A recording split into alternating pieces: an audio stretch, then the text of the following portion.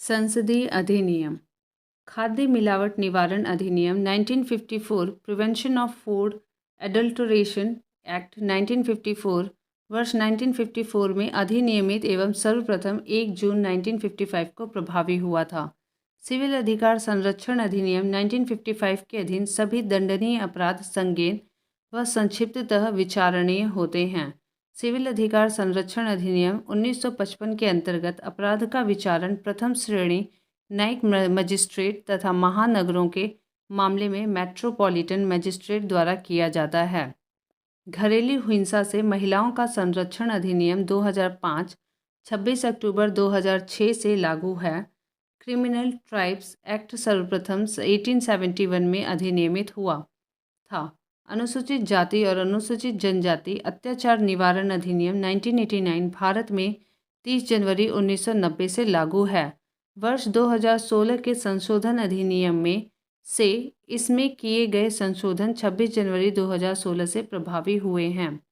अनुसूचित जाति अनुसूचित जनजाति अत्याचार निवारण अधिनियम 1989 के उद्देश्यों को क्रियान्वित करने के लिए केंद्र सरकार के पास नियम बनाने की शक्ति है।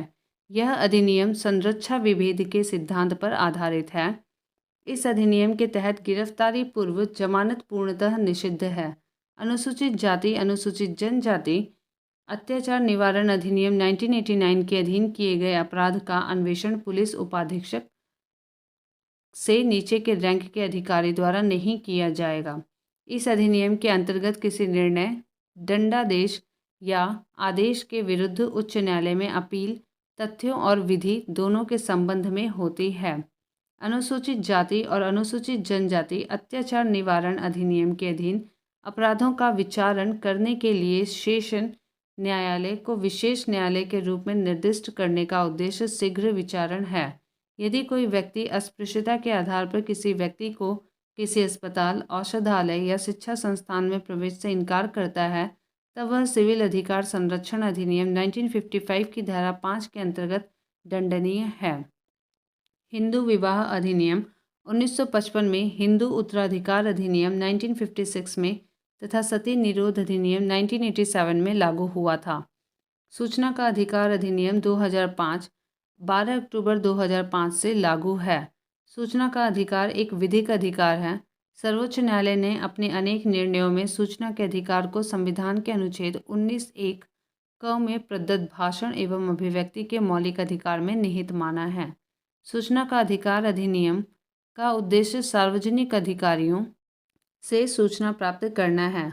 सूचना का अधिकार अधिनियम 2005 के अनुसार केंद्रीय सूचना आयुक्त का कार्यकाल मूलतः 5 वर्ष या 65 वर्ष की आयु तक होता था।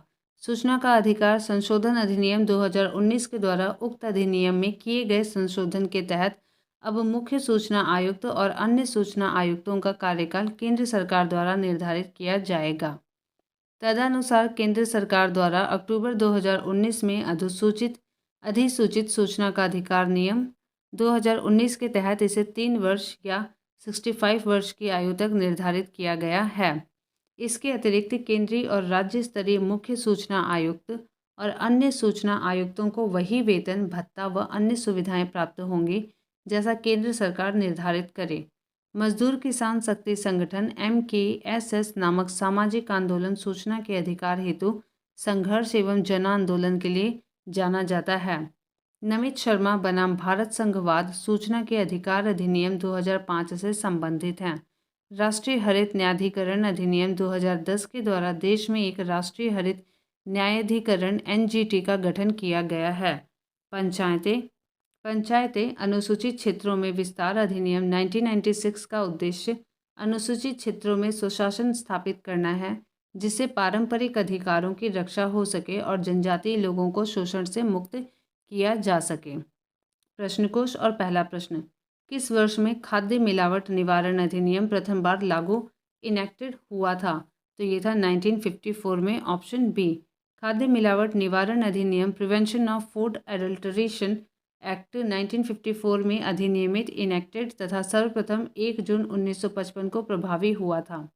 नोट, इस प्रश्न के अंग्रेजी अनुवाद में इनेक्टेड शब्द है जिसका अर्थ है अधिनियमित होता है, जबकि हिंदी में इस संदर्भ में लागू, प्रभावी इफेक्टिव शब्द प्रयुक्त है।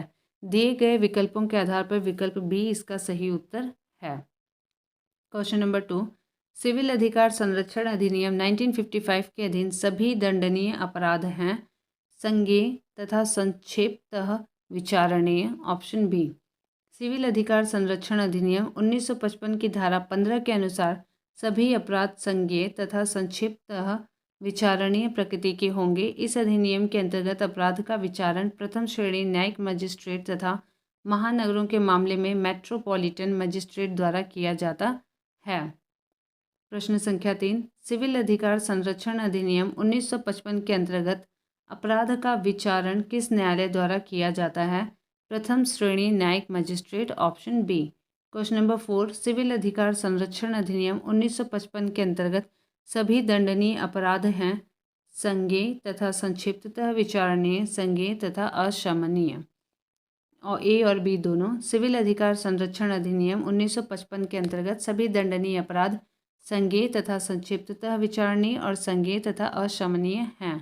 क्वेश्चन नंबर 5, सिविल अधिकार संरक्षण अधिनियम 1955 के अधीन सभी अपराध जो हैं वो संज्ञेय और कारावास तथा जुर्माना दोनों से दंडनीय हैं। ऑप्शन ए और डी। सिविल अधिकार संरक्षण अधिनियम 1955 की धारा 15(1) के तहत दंड प्रक्रिया संहिता 1973 में किसी बात के होते हुए भी इस अधिनियम के अधीन दंडनीय हर अपराध संज्ञेय होगा। इस अधिनियम में दोषी व्यक्तियों के लिए कारावास तथा जुर्माने दोनों का प्रावधान है। अतः इस प्रश्न का सही उत्तर विकल्प ए व डी है। मध्य प्रदेश लोक सेवा आयोग ने अपनी प्रारंभिक उत्तर कुंजी में विकल्प सी को सही माना था, परंतु संशोधित उत्तर कुंजी में इस प्रश्न के लिए बोनस अंक दे दिया गया। क्वेश्चन नंबर 6, यदि कोई व्यक्ति अस्पृश्यता के आधार पर किसी व्यक्ति को किसी अस्पताल, औषधालय या शिक्षा संस्थान में प्रवेश से इनकार करता है तब वह सिविल अधिकार संरक्षण अधिनियम 1955 की किस धारा के अंतर्गत दंडनीय है? धारा 5 के अंतर्गत। यदि कोई व्यक्ति अस्पृश्यता के आधार पर किसी व्यक्ति को किसी अस्पताल, औषधालय, शिक्षा संस्थान, छात्रावास जो जन साधारण या उसके किसी विभाग के फायदे के लिए स्थापित हो या चलाया जाता हो प्रवेश से इनकार करता है तब वह सिविल अधिकार संरक्षण अधिनियम 1955 की धारा 5 के अंतर्गत दंडनीय है। अगला प्रश्न 7, सिविल अधिकार संरक्षण अधिनियम 1955 की निम्नलिखित में से किस धारा के अंतर्गत सामूहिक जुर्माना अधिरोपित करने की राज्य सरकार की शक्ति का उपबंध है? तो धारा 10 क। Option B. सिविल अधिकार संरक्षण अधिनियम 1955 की धारा 10 क 10A के अंतर्गत सामूहिक जुर्माना अधिरोपित करने की राज्य सरकार की शक्ति power of state government to impose collective fine का उपबंध किया गया है। क्वेश्चन नंबर 8, सिविल अधिकार संरक्षण अधिनियम का विस्तार है संपूर्ण भारत पर। ऑप्शन ए। सिविल अधिकार संरक्षण अधिनियम 1955 की धारा 1-2 के अनुसार इस अधिनियम का विस्तार संपूर्ण भारत पर है। क्वेश्चन नंबर 9, सिविल अधिकार संरक्षण अधिनियम 1955 का विस्तार है संपूर्ण भारत पर। Option A. Question number 10, civil अधिकार संरक्षण अधिनियम 1955 के निम्नलिखित में से किस धारा के अंतर्गत कंपनियों द्वारा अपराध का उपबंध किया गया है? धारा 14। Option C. सिविल अधिकार संरक्षण अधिनियम 1955 की धारा 14 के अंतर्गत कंपनियों द्वारा अपराध ऑफेंसेस बाय कंपनीज का उपबंध किया गया है। क्वेश्चन नंबर 11, सिविल अधिकार संरक्षण अधिनियम 1955 के अंतर्गत कंपनियों द्वारा अपराध किए जाने की दशा में कौन उत्तरदायी होगा? तो पहला निदेशक, दूसरा प्रबंधक, तीसरा सचिव और उपरोक्त सभी। तो यहाँ पे उत्तर होगा उपरोक्त सभी। Option D. सिविल अधिकार संरक्षण अधिनियम 1955 की धारा 14(1) के अनुसार यदि इस अधिनियम के तहत अपराध करने वाला व्यक्ति कंपनी हो तो हर ऐसा व्यक्ति जो अपराध किए जाने के समय उस कंपनी के कारोबार के संचालन के लिए उस कंपनी का भार साधक या उस कंपनी के प्रति उत्तरदायी था उस अपराध का दोषी समझा जाएगा। धारा 14(2) के अनुसार जहां इस अधिनियम के अधीन कोई अपराध कंपनी के किसी निदेशक या प्रबंधक, सचिव या अन्य अधिकारी की सम्मति से किया गया हो वहां वे भी उस अपराध के दोषी समझे जाएंगी।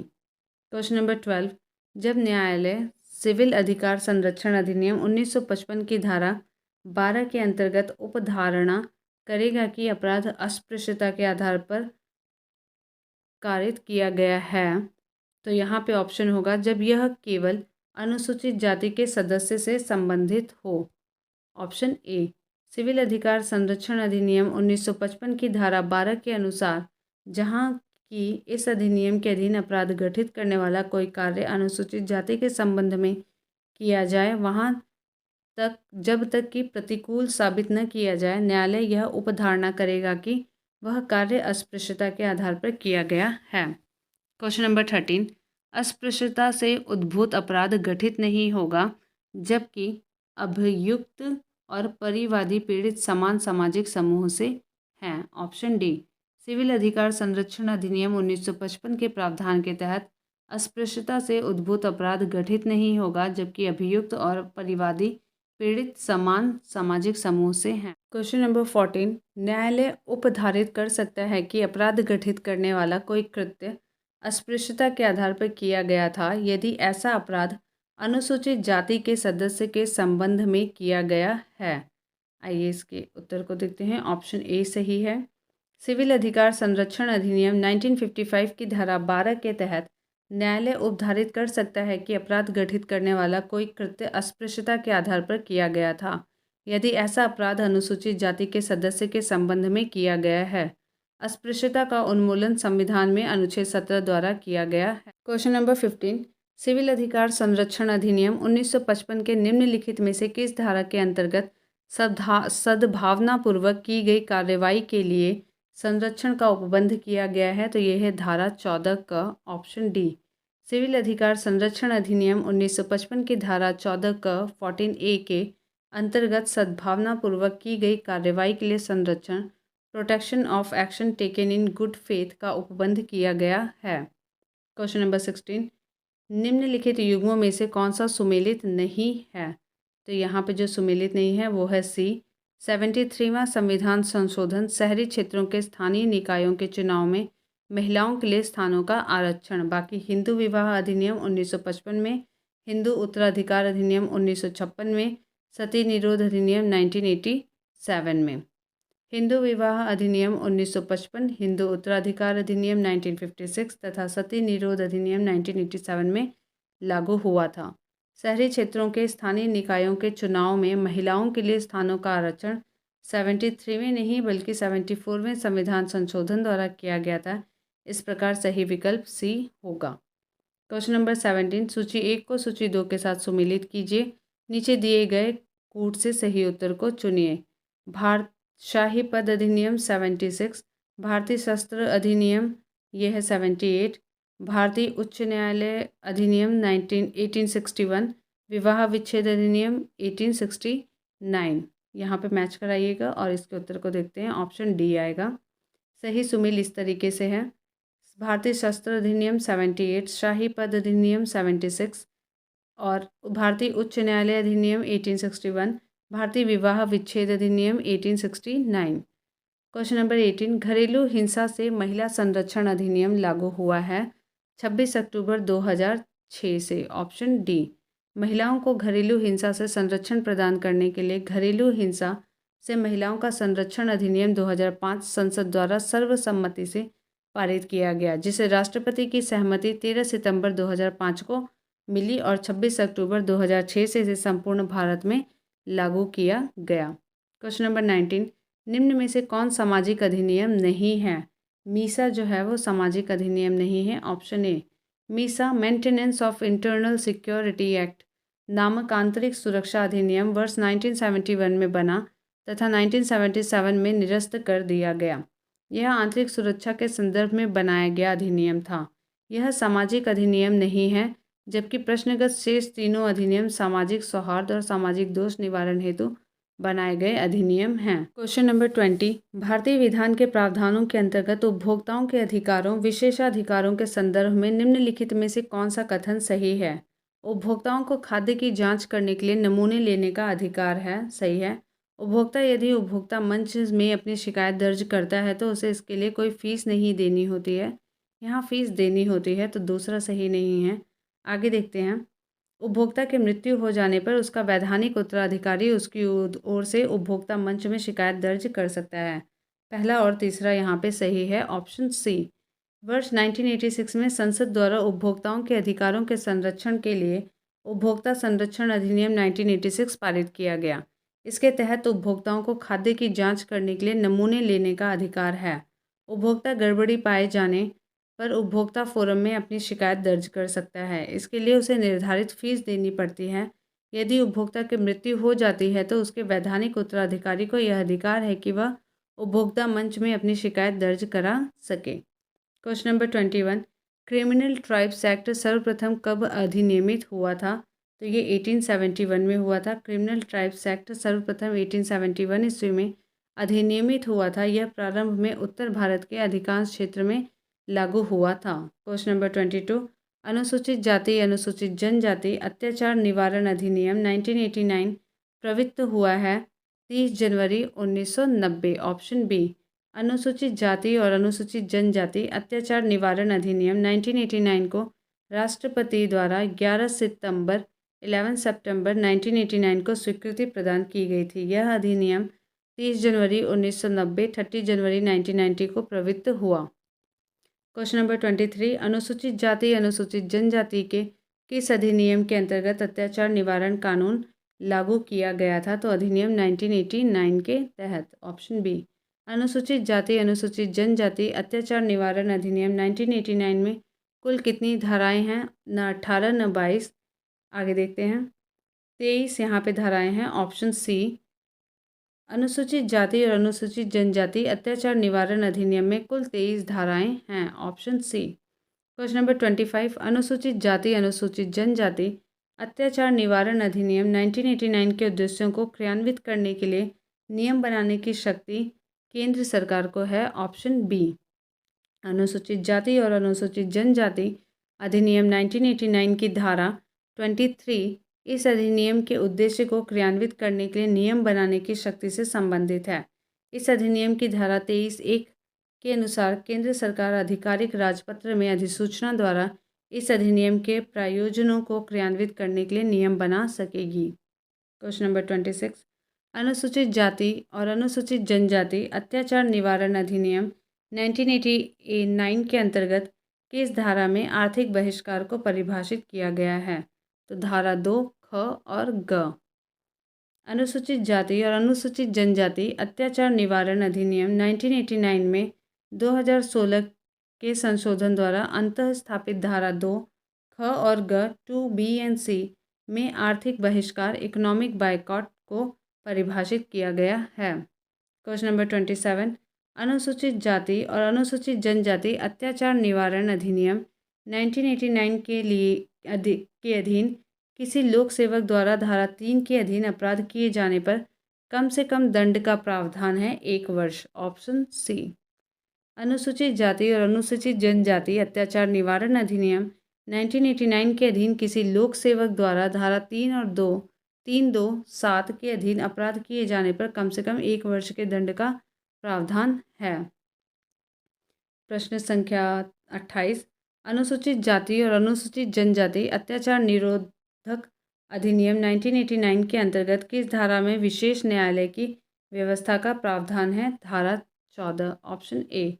अनुसूचित जाति और अनुसूचित जनजाति अत्याचार निरोध अधिनियम 1989 के अध्याय 4 की धारा 14(1) में शीघ्र न्याय एवं परीक्षण के लिए एक या एक से अधिक जिलों में एक विशेष न्यायालय या अनन्य विशेष न्यायालय की व्यवस्था का प्रावधान है, जबकि धारा 15 में विशेष लोक अभियोजक की व्यवस्था की गई है।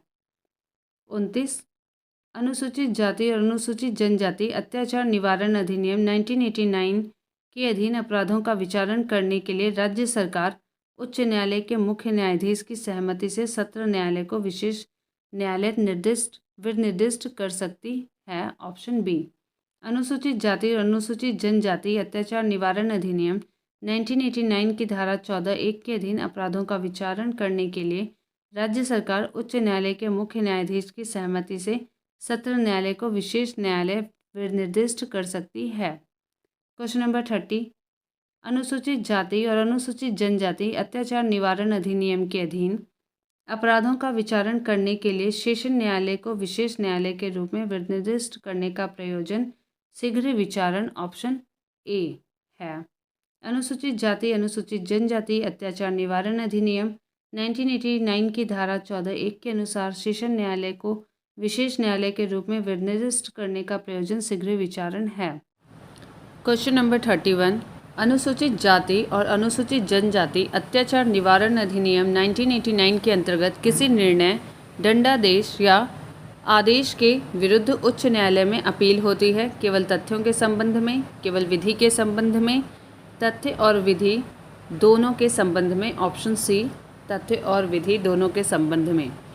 अनुसूचित जाति और अनुसूचित जनजाति अत्याचार निवारण अधिनियम 1989 की धारा 14 क के अंतर्गत दंड प्रक्रिया संहिता 1973 में किसी बात के होते हुए भी किसी विशेष न्यायालय या किसी अनन्य विशेष न्यायालय के किसी निर्णय, दंडादेश या आदेश जो अंतर्वर्ती आदेश नहीं हैं के विरुद्ध अपीलें तथ्यों और विधि दोनों both on facts on law के संबंध में उच्च न्यायालय में होंगी।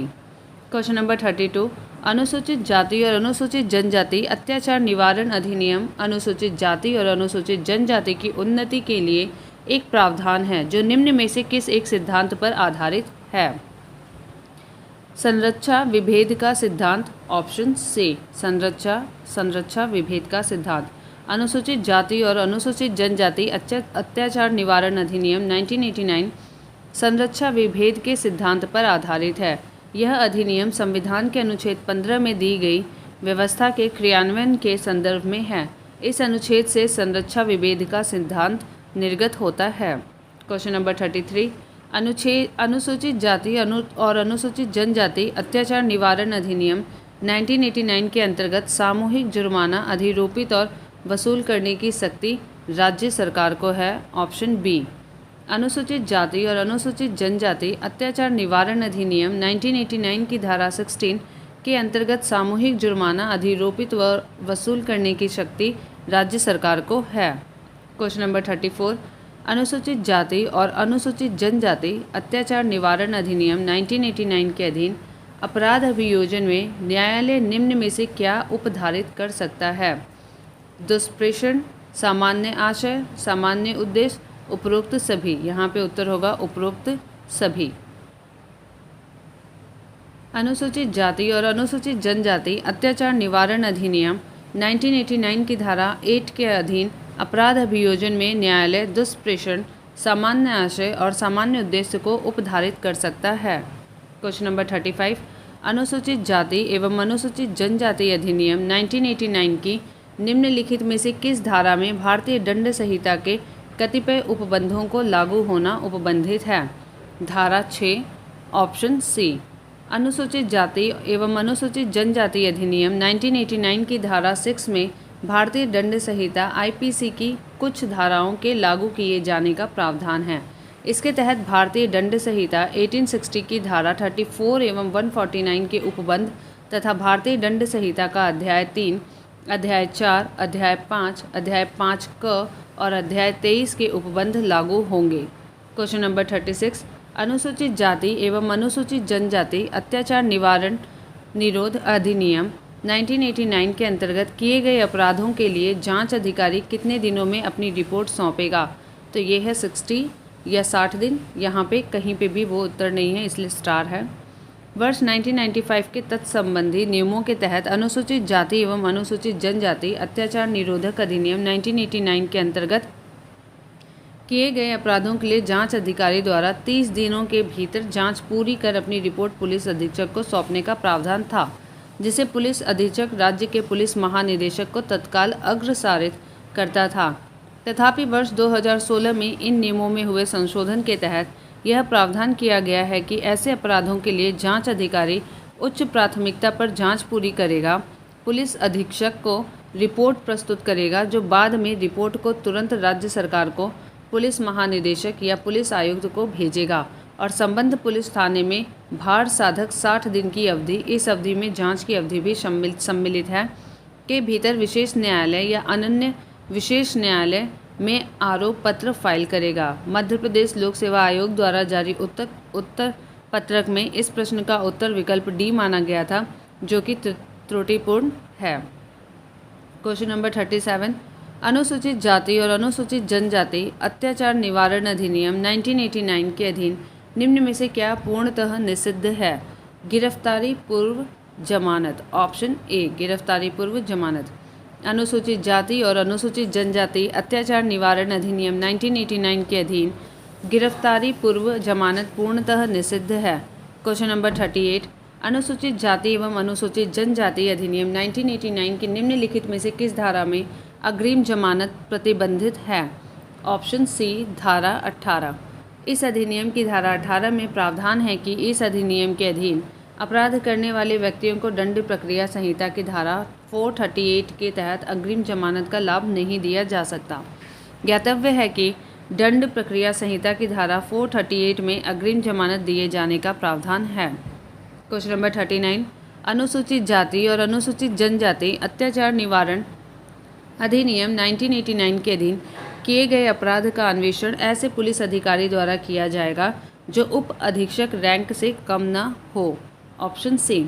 अनुसूचित जाति और अनुसूचित जनजाति अत्याचार निवारण अधिनियम 1989 के क्रियान्वयन हेतु केंद्र सरकार द्वारा 1995 में बनाए गए नियमों के अंतर्गत नियम 7(1) के तहत इस अधिनियम के अधीन किए गए अपराध का अन्वेषण ऐसे पुलिस अधिकारी द्वारा किया जाएगा जो उप अधीक्षक रैंक से कम न हो।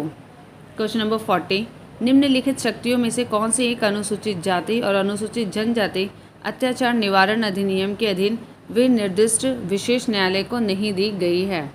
ऑप्शन ए किसी अपराध के दोष सिद्धि अभियुक्त की संपत्ति का संपहरण। सही है। पुलिस से विभिन्न किसी व्यक्ति को अतिरिक्त अन्वेषण करने के लिए अधिकृत करना, यही आपका उत्तर होगा, जो कि गलत है। ऐसे व्यक्ति को किसी क्षेत्र से हटाना जिसके द्वारा अपराध किए जाने की संभावना है। ऐसे व्यक्ति का माप और फोटोग्राफ लेना जिसके द्वारा अपराध किए जाने की संभावना है। ऑप्शन बी जो यहाँ पे सही उत्तर होगा।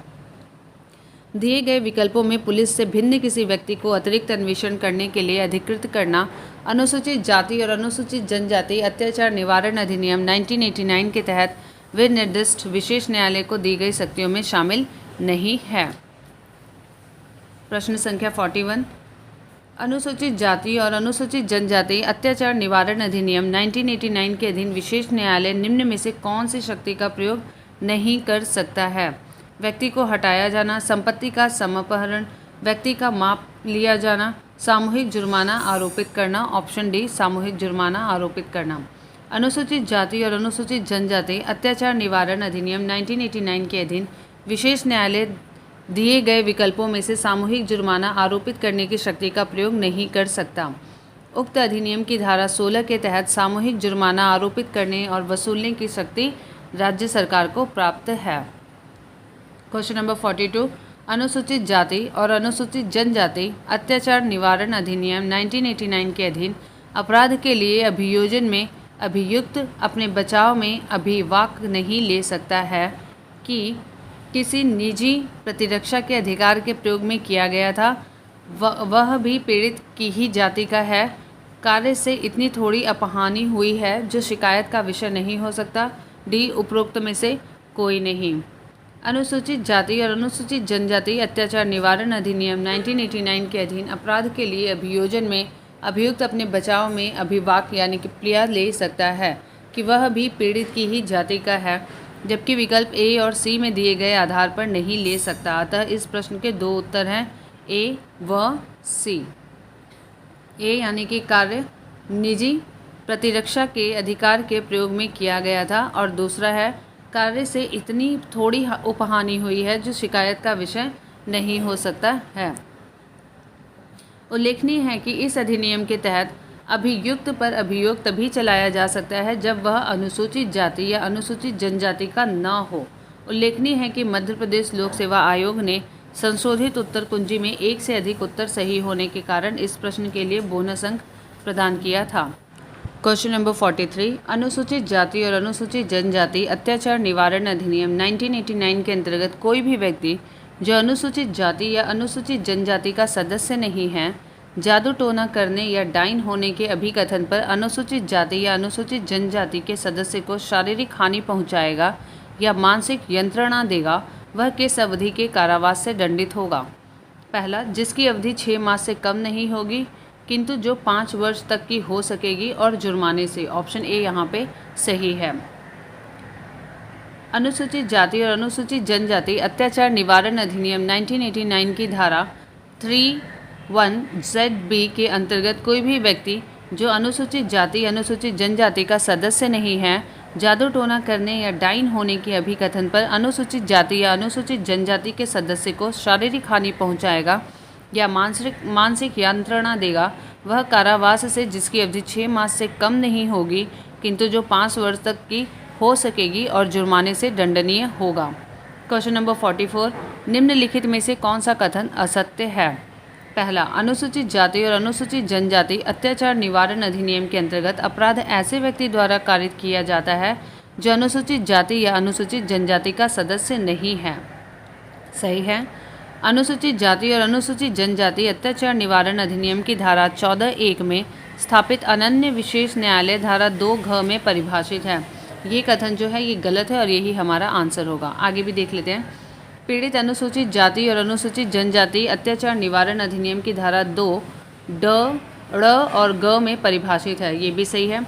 आश्रित और अनुसूचित जाति अनुसूचित जनजाति अत्याचार निवारण अधिनियम की धारा 2(ख) में परिभाषित है। ये भी सही है। ऑप्शन बी जो है वो गलत है और यही हमारा उत्तर है। अनुसूचित जाति अनुसूचित जनजाति अत्याचार निवारण अधिनियम 1989 की धारा 14 की उपधारा 1 में स्थापित अनन्य विशेष न्यायालय धारा 2(ख) में परिभाषित है, जबकि धारा 2(घ) में विशेष न्यायालय से धारा 14 में विशेष न्यायालय के रूप में निर्दिष्ट कोई विशेषण न्यायालय अभिप्रेत है, जबकि अन्य विकल्पों के कथन सही हैं। क्वेश्चन नंबर 45, अनुसूचित जाति एवं अनुसूचित जनजाति नियम 1995 की निम्नलिखित में से किस धारा के अंतर्गत जिला स्तरीय सतर्कता और मॉनिटरी समिति के गठन का उपबंध किया गया है? तो ये है धारा 17, ऑप्शन सी। अनुसूचित जाति एवं अनुसूचित जनजाति अत्याचार निवारण नियम 1995 की धारा 17 में जिला स्तरीय सतर्कता और मॉनिटरी समिति के गठन का उपबंध किया गया है। इसमें प्रावधान है कि प्रत्येक जिले में जिला मजिस्ट्रेट द्वारा अपने जिले में जिला स्तरीय सतर्कता और मॉनिटरी समिति का गठन इस अधिनियम के क्रियान्वयन के लिए व पीड़ितों को राहत एवं पुनर्वास की सुविधा उपलब्ध कराने के लिए किया जाएगा। क्वेश्चन नंबर 46, अनुसूचित जाति और अनुसूचित जनजाति नियम 1995 की निम्नलिखित में से किस धारा के अंतर्गत वार्षिक रिपोर्ट के लिए सामग्री का उपबंध किया गया है? तो धारा 18, ऑप्शन ए। अनुसूचित जाति और अनुसूचित जनजाति अत्याचार निवारण नियम 1995 की धारा 18 के अंतर्गत वार्षिक रिपोर्ट के लिए सामग्री मटेरियल फॉर एनुअल रिपोर्ट का उपबंध किया गया है। इसके अनुसार राज्य सरकार प्रत्येक वर्ष 31 मार्च से पहले केंद्र सरकार को अधिनियम के उपबंधों के कार्यान्वयन के लिए किए गए उपायों और उसके द्वारा पिछले कैलेंडर वर्ष के दौरान तैयार की गई विभिन्न स्कीमों और योजनाओं के बारे में रिपोर्ट अग्रेषित करेगी। क्वेश्चन नंबर 47, सरकार ने अनुसूचित क्षेत्रों में पंचायत विस्तार PESA अधिनियम को 1996 में अधिनियमित किया। निम्नलिखित में से कौन सा एक उसके उद्देश्य के रूप में अभिज्ञात नहीं है? जनजातीय क्षेत्रों में स्वायत्त क्षेत्रों का निर्माण करना, ऑप्शन सी। पंचायतें अनुसूचित क्षेत्रों में विस्तार अधिनियम 1996 का उद्देश्य है अनुसूचित क्षेत्रों में पारंपरिक ग्राम सभाओं के माध्यम से स्वशासन स्थापित करना, जिससे पारंपरिक अधिकारों की रक्षा हो सके और जनजातीय लोगों को शोषण से मुक्त किया जा सके। इस अधिनियम में यह प्रावधान नहीं है कि जनजातीय क्षेत्रों में स्वायत्त क्षेत्रों का निर्माण किया जाए।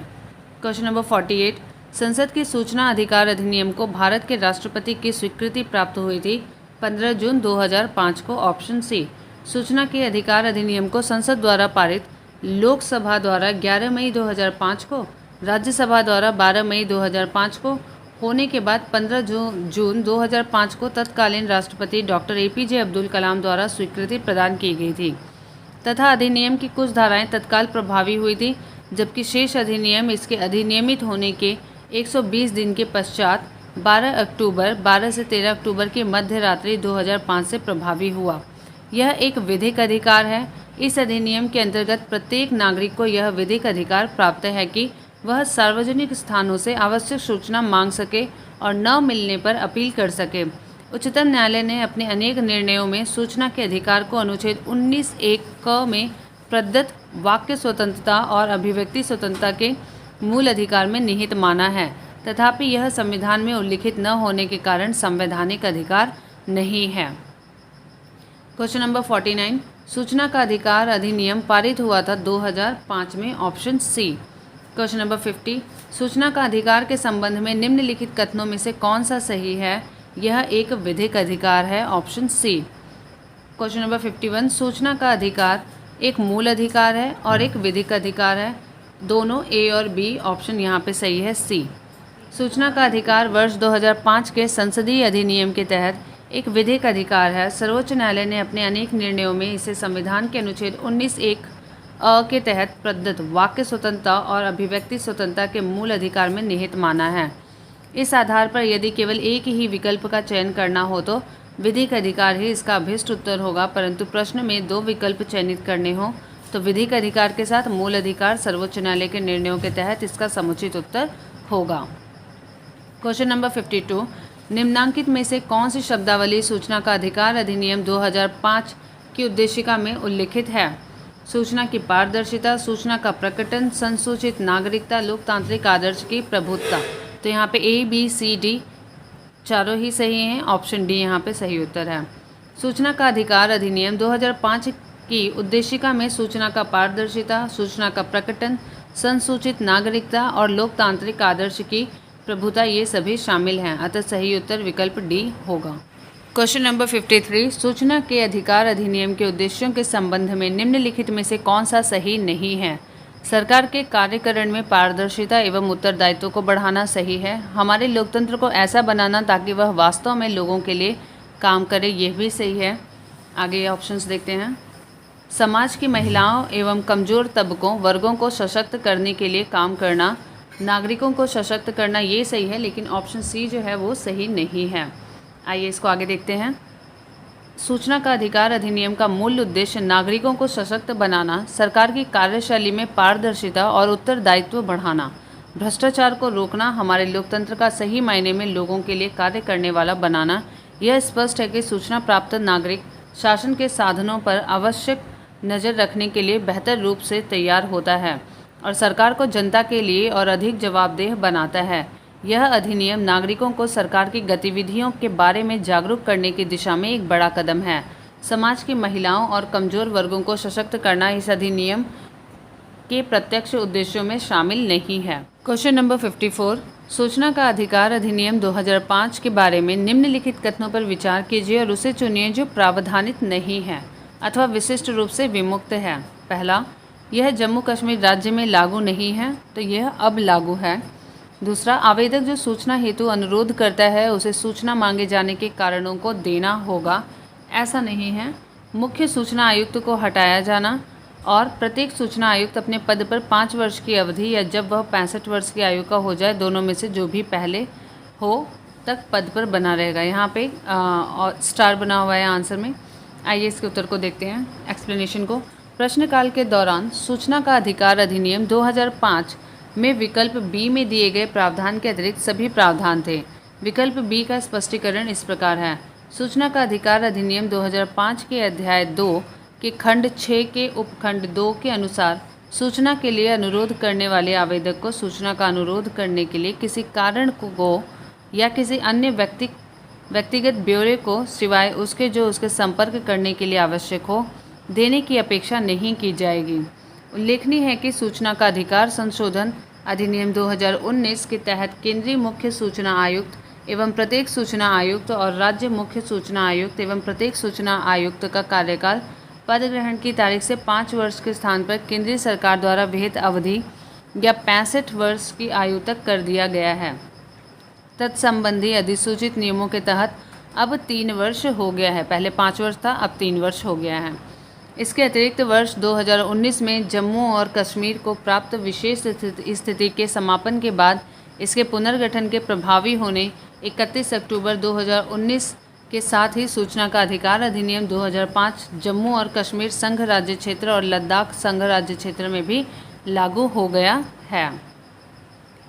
क्वेश्चन नंबर 55, केंद्रीय सूचना आयुक्त का कार्यकाल होता है 6 वर्ष या 65 वर्ष की आयु तक, 5 वर्ष या 65 वर्ष की आयु तक। अब तो ये हो गया है 3 वर्ष या 65 वर्ष की आयु तक। सूचना का अधिकार संशोधन अधिनियम 2019 के द्वारा 2005 के अधिनियम में किए गए संशोधन एवं तत्संबंधी नियमों की अधिसूचना के तहत अब मुख्य सूचना आयुक्त व अन्य सूचना आयुक्तों का कार्यकाल केंद्र सरकार द्वारा 3 वर्ष या 65 वर्ष की आयु तक जो भी पहले निर्धारित कर दिया गया है, जबकि इससे पूर्व सूचना अधिकार अधिनियम 2005 के अनुसार केंद्रीय सूचना आयुक्त का कार्यकाल 5 वर्ष या 65 वर्ष की आयु तक होता था। क्वेश्चन नंबर 56, मजदूर किसान शक्ति संगठन MKSS नामक सामाजिक आंदोलन भारत में निम्न में से किससे संबंधित है? RTI अधिनियम, ऑप्शन बी। मजदूर किसान शक्ति संगठन की स्थापना वर्ष 1987 में अरुणा राय, निखिल डे, शंकर सिंह आदि सामाजिक कार्यकर्ताओं के सहयोग से की गई थी। इस संगठन को विशेष रूप से सूचना के अधिकार हेतु संघर्ष एवं जन आंदोलन के लिए जाना जाता है। वस्तुतः भारत में सूचना के अधिकार हेतु जन आंदोलनों की शुरुआत वर्ष 1990 से मानी जाती है, जब MKSS ने राजस्थान सरकार से अकाल राहत कार्यों और दी जाने वाली मजदूरी के आंकड़ों को सार्वजनिक करने की मांग को लेकर सफल संघर्ष किया था। सूचना के अधिकार अधिनियम को लाने में भी इस संगठन की महत्वपूर्ण भूमिका रही। क्वेश्चन नंबर 57, निम्नलिखित में से कौन सा सूचना का अधिकार अधिनियम 2005 से संबंधित है? नमित शर्मा बनाम भारत संघ, नमित शर्मा बनाम भारत संघ, ऑप्शन सी। प्रश्नगत वादों में से नमित शर्मा बनाम भारत संघ वाद सूचना का अधिकार अधिनियम 2005 से संबंधित है। क्वेश्चन नंबर 58, निम्नलिखित कथनों पर विचार कीजिए। सूचना का अधिकार अधिनियम साधारणतः नौकरशाही में उत्तरदायित्व का मनोभाव बढ़ाने के लिए जिम्मेदार रहा है। इसे वांछित प्रभाव उत्पन्न करने के लिए अभी मीलों तक यात्रा करनी है। दोनों ही सही हैं, लेकिन आर जो है ए का सही एक्सप्लेनेशन नहीं है। आइए उत्तर देते हैं। ऑप्शन बी है यहाँ पे। ए और आर दोनों सही हैं, परंतु आर ए की सही व्याख्या नहीं है। Option B. सूचना का अधिकार अधिनियम से सामान्यतः नौकरशाही में उत्तरदायित्व के मनोभाव में वृद्धि हुई है, तथापि अभी भी इस दिशा में काफ़ी कुछ किया जाना शेष है। इस प्रकार कथन और कारण दोनों सही हैं, परंतु कारण कथन की सही व्याख्या नहीं है। क्वेश्चन नंबर 59, सूचना का अधिकार अधिनियम का उद्देश्य है सार्वजनिक अधिकारियों से सूचना प्राप्त करने की पहुंच। ऑप्शन ए यहाँ पे सही है। सूचना के अधिकार अधिनियम की धारा 2 के अनुसार सूचना के अधिकार का अभिप्राय किसी लोक पदाधिकारी द्वारा नियंत्रित सूचनाओं तक पहुंच से है। सूचना के अधिकार के तहत अभिलेखों, दस्तावेजों एवं कार्यों का निरीक्षण किया जा सकता है एवं सामग्री का नमूना लिया जा सकता है। क्वेश्चन नंबर 60, किस उच्च न्यायालय ने अपने महत्वपूर्ण फैसले में कहा है कि RTI आवेदक को सूचना के अधिकार के अंतर्गत सूचना मांगने के कारण अवश्य बताना चाहिए? तो ये था मद्रास उच्च न्यायालय, ऑप्शन डी। मद्रास उच्च न्यायालय की 2 सदस्यीय खंडपीठ ने सितंबर 2014 में अपने एक महत्वपूर्ण फैसले में कहा था कि RTI आवेदक को सूचना के अधिकार के अंतर्गत सूचना मांगने का कारण अवश्य बताना चाहिए। हालांकि इस पीठ ने शीघ्र ही स्वतः संज्ञान लेते हुए अपने निर्णय के इस भाग को हटा दिया था। उक्त खंडपीठ में न्यायमूर्ति N. पॉल बसंत कुमार और न्यायमूर्ति के रविचंद्र बाबू 2 न्यायाधीश थे। उल्लेखनीय कि RTI एक्ट 2005 में इस तरह की किसी बाध्यता का उल्लेख नहीं है। इस अधिनियम की धारा 6(2) के अनुसार सूचना का अनुरोध करने वाले आवेदक से सूचना का अनुरोध करने के लिए किसी कारण को या किसी अन्य व्यक्तिगत ब्यौरे को सिवाय उसके जो उसके संपर्क करने के लिए आवश्यक हो देने की अपेक्षा नहीं की जाएगी। क्वेश्चन नंबर 61, निम्नलिखित में से नागरिक अधिकार पत्र के मूल तत्व में कौन सम्मिलित नहीं है? विभाग अथवा अभिकरण द्वारा प्रदान की जा रही सेवाओं का विवरण, सेवाओं का लाभ उठाने के लिए विभिन्न विधियों को प्रचारित करना, किसी लोक अभिलेख की अपेक्षा, अभिकरण के कार्य के निरीक्षण और प्रावधान। यही आपका उत्तर है, ऑप्शन डी। विभाग अथवा अभिकरण द्वारा प्रदान की जा रही सेवाओं का विवरण, सेवाओं का लाभ उठाने के लिए विभिन्न विधियों को प्रचारित करना तथा किसी लोक अभिलेख की अपेक्षा करना नागरिक अधिकार पत्र सिटीजन चार्टर के मूल तत्वों में शामिल है, किंतु अभिकरण के कार्य के निरीक्षण का प्रावधान इसमें शामिल नहीं है। भारत में सार्वजनिक सेवाओं के संदर्भ में नागरिक अधिकार पत्र की संकल्पना को सर्वप्रथम मई 1997 में प्रधानमंत्री की अध्यक्षता में संपन्न राज्यों और संघीय क्षेत्रों के मुख्यमंत्रियों के सम्मेलन में अपनाया गया था। क्वेश्चन नंबर 62, राष्ट्रीय स्तर पर अनुसूचित जाति और अन्य पारंपरिक वन निवासी वन अधिकारों की मान्यता अधिनियम 2006 के प्रभावी कार्यान्वयन को सुनिश्चित करने के लिए कौन सा मंत्रालय केंद्र का अभिकरण नोडल एजेंसी है? तो यहाँ पे ऑप्शन डी जनजातीय कार्य मंत्रालय, जनजातीय कार्य मंत्रालय ऑप्शन डी। केंद्रीय जनजातीय कार्य मंत्रालय, union ministry of tribal affairs, राष्ट्रीय स्तर पर अनुसूचित जनजाति और अन्य पारंपरिक वन निवासी वन अधिकारों की मान्यता अधिनियम 2006 के प्रभावी कार्यान्वयन को सुनिश्चित करने के लिए केंद्रीय अभिकरण नोडल एजेंसी है। क्वेश्चन नंबर 63, अनुसूचित जनजाति एवं अन्य पारंपरिक वनवासी वन अधिकारों की मान्यता अधिनियम 2006 के अधीन व्यक्तिगत या सामुदायिक वन अधिकारों अथवा दोनों की प्रकृति एवं विस्तार के निर्धारण की प्रक्रिया को प्रारंभ करने के लिए कौन प्राधिकारी होगा? तो यहाँ पे है ग्राम सभा ऑप्शन डी, ग्राम सभा ऑप्शन डी। अनुसूचित जनजाति एवं अन्य पारंपरिक वनवासी अधिनियम 2006 की धारा 6(1) के अनुसार ग्राम सभा व्यक्तिगत या सामुदायिक वन अधिकारों अथवा दोनों की प्रकृति एवं विस्तार के निर्धारण की प्रक्रिया को प्रारंभ करने हेतु प्राधिकारी है। इसके बाद तहसील और जिला स्तर पर इनकी जांच की जाती है। क्वेश्चन नंबर 64, राष्ट्रीय हरित न्यायाधिकरण अधिनियम 2010 भारतीय संविधान के निम्नलिखित में से कौन से प्रावधान के अनुरूप अधिनियमित हुआ था या हुए थे? पहला, स्वास्थ्य पर्यावरण के अधिकार के अनुरूप जो अनुच्छेद 21 के अंतर्गत जीवन के अधिकार का अंग माना जाता है। दूसरा, अनुच्छेद 275(1) के अंतर्गत अनुसूचित जनजातियों के कल्याण हेतु अनुसूचित क्षेत्रों में प्रशासन का स्तर बढ़ाने के लिए प्रावधानित अनुदान के अनुरूप तो ये गलत है। अनुच्छेद 243(a) के अंतर्गत उल्लिखित ग्राम सभा की शक्तियों और कार्यों के अनुरूप। तीसरा भी गलत है, यहाँ पे केवल एक जो होगा वो सही है, ऑप्शन ए। राष्ट्रीय हरित न्यायाधिकरण अधिनियम 2010 भारतीय संविधान के अंतर्गत दिए गए नागरिकों को स्वच्छ पर्यावरण में रहने के अधिकार जो जीवन के अधिकार अनुच्छेद 21 का भाग है के अनुरूप है। इस अधिनियम के द्वारा देश में एक राष्ट्रीय हरित न्यायाधिकरण नेशनल ग्रीन ट्रिब्यूनल का गठन अक्टूबर 2010 में किया गया है। क्वेश्चन नंबर 65, भारत सरकार द्वारा राष्ट्रीय हरित अधिकरण NGT की स्थापना हुई थी 2010 में, ऑप्शन डी। क्वेश्चन नंबर 66, राष्ट्रीय हरित न्यायाधिकरण की किसी भी निर्णय से व्यथित कोई व्यक्ति सर्वोच्च न्यायालय में अपील कितने दिन के भीतर दायर कर सकता है? 90 दिन के भीतर, ऑप्शन डी। राष्ट्रीय हरित न्यायाधिकरण के किसी भी निर्णय से व्यथित कोई व्यक्ति सर्वोच्च न्यायालय में 90 दिन के भीतर अपील दायर कर सकता है।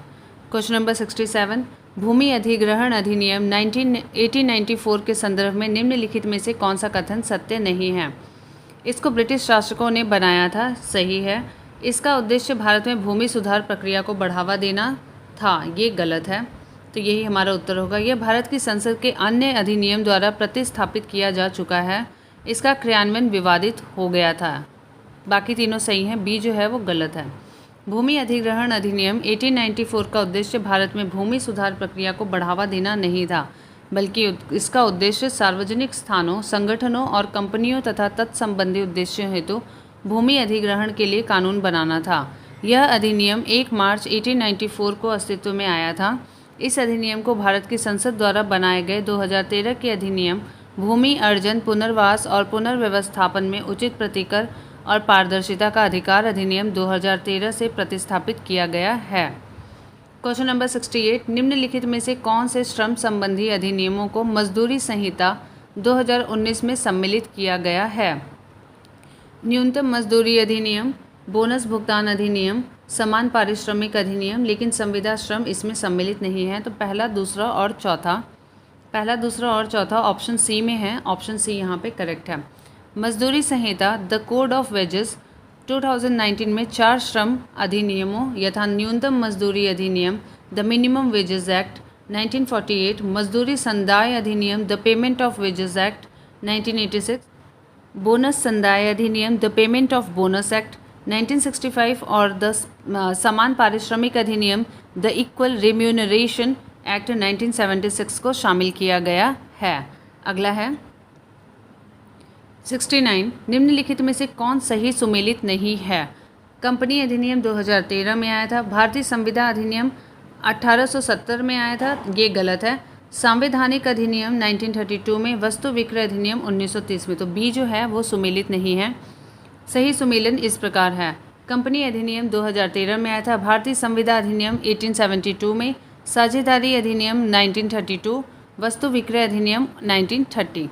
क्वेश्चन नंबर 70, निम्नलिखित में से कौन सा सही सुमेलित नहीं है? पहला अधिनियम है राजद्रोही सभाओं को रोकने का अधिनियम 1908 में, यही जो है ये सुमेलित नहीं है। विस्फोटक पदार्थ अधिनियम 1908 में, भारतीय फौजदारी कानून संशोधन अधिनियम 1908 में, समाचार पत्र अपराधों के लिए प्रोत्साहन 1908 में आया था। ऑप्शन ए, राजद्रोही सभाओं को रोकने का अधिनियम 1907 में लाया गया था, ना कि 1908 में, जबकि अन्य विकल्पों में दिए गए अधिनियम और उनके वर्ष सही सुमेलित हैं।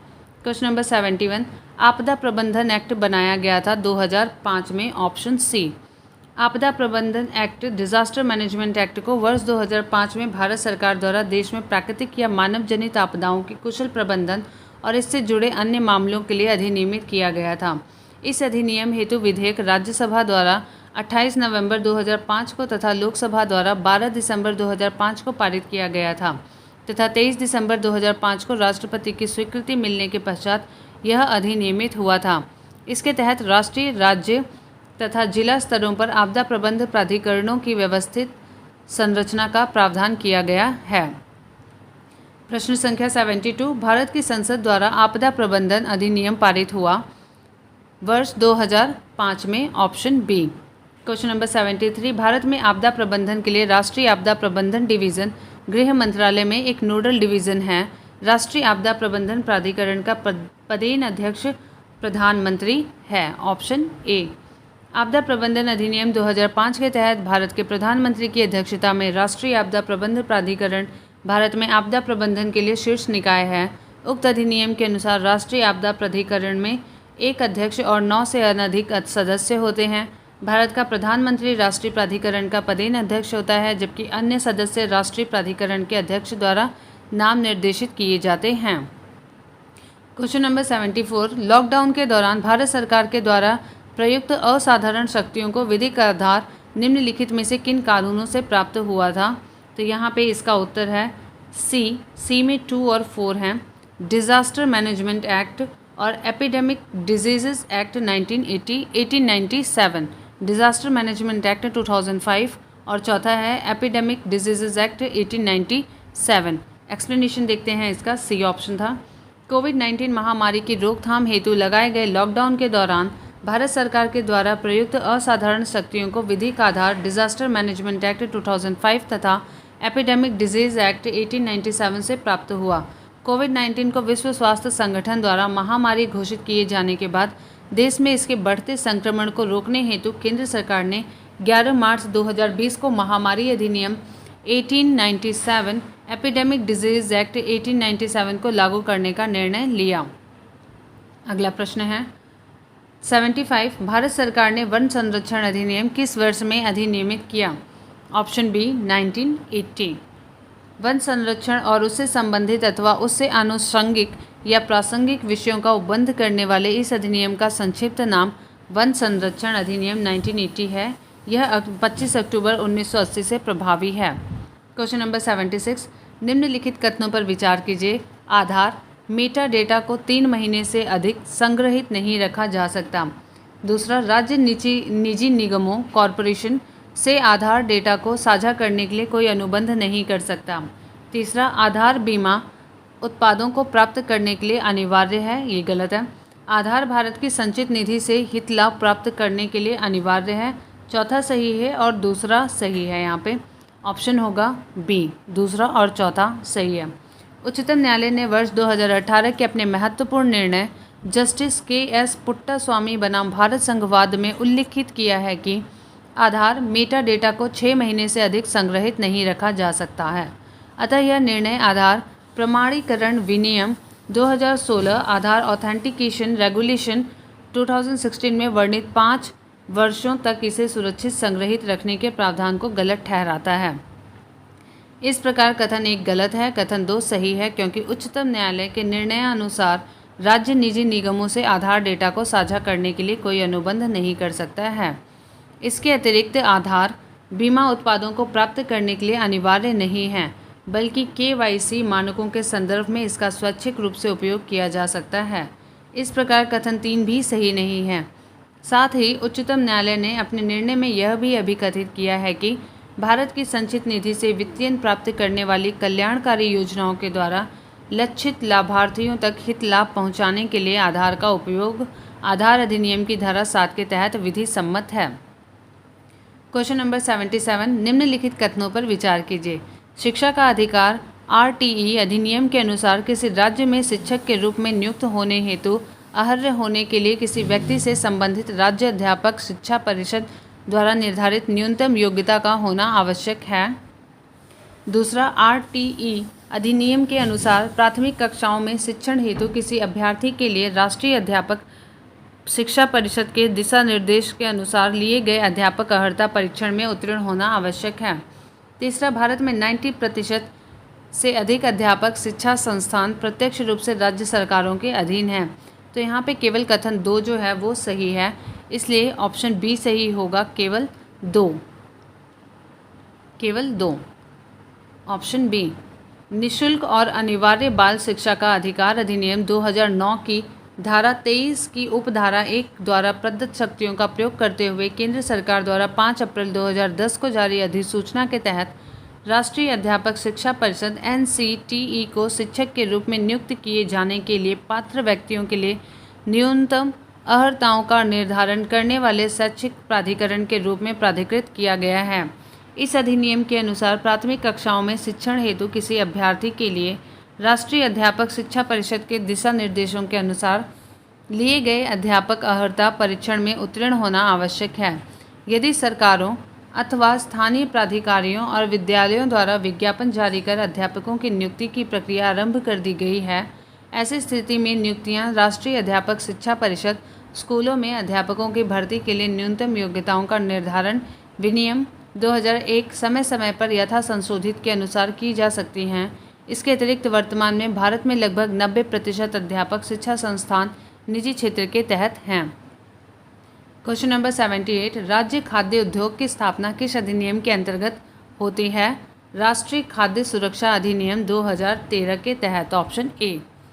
राज्य खाद्य आयोग की स्थापना राष्ट्रीय खाद्य सुरक्षा अधिनियम NFSA 2013 की धारा 16 के तहत होती है।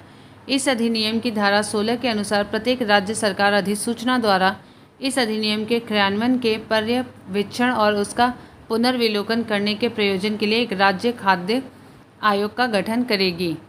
क्वेश्चन नंबर 79, भारत में जिला स्तर पर उपभोक्ता विवाद निवारण के संदर्भ में निम्नलिखित में से कौन सा एक कथन सही नहीं है? राज्य सरकार यदि उपयुक्त समझे तो वह जिले में एक से अधिक जिला फोरम स्थापित कर सकती है।